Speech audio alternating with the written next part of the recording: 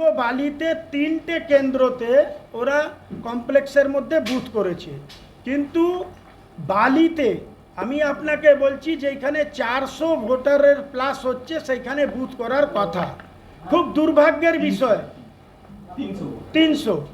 তো আমার খুব দুর্ভাগ্যের বিষয় যে বাড়িগুলোতে 300-র বেশি ভোটার এখনও স্টিল নাও আছে, সেইখানে কিন্তু টিএমসির গুন্ডা বাহিনী গিয়ে ওই কমপ্লেক্সের প্রেসিডেন্ট সেক্রেটারিকে বলে চিঠি লিখিয়ে যে না আমরা করব না, এরম করে তারা কিন্তু জোর করে ওদের ওখানে বুথ করতে দেয়নি।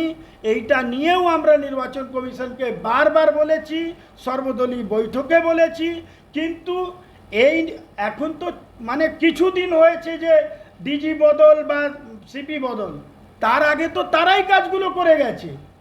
তো আমরা কিন্তু কোনো মানে ওদের কাছে আমাদের অপেক্ষা পূরণ হয়নি।